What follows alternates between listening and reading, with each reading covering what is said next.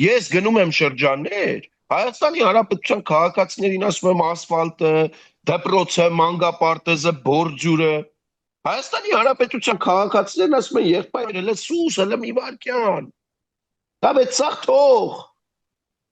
Ռոբերտ Քոչարյանն ինչի ազատության մեջ։ Սերժ Սարգսյանն ինչի ազատության մեջ։ Ինչի դա նորություն է։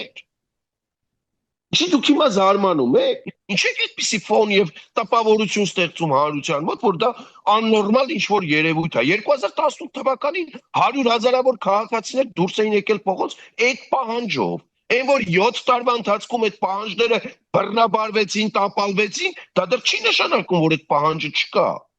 Դա դեռ չի նշանակում, որ այս մարդիկ պարզաջրվել, լողակաջրվել են եւ հիմա քաղաքական գործոնի կարող են վերածվել։ Դա դեռ չի նշանակում, որ այս մարդիկ ապագայում, շատ մոտ ապագայում, գուցե այլ գործիչների ձեռքով եւ այլ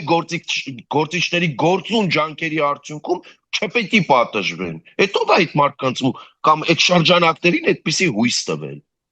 Բա Բայց մեր ուզածն դա է, ներողություն, բա ինչ պիտի անի։ Այս երկրում արդարություն ու արդարադատություն պիտի հաստատվի, գույք պարտքի դիմաց գործարք իրականացրածը, մեղրին խուրդա դարձրածը, մարտի 1-ին Երևանի կենտրոնում քաղաքացիներին գնդակահարելու ենթադրյալ հրաման տվածը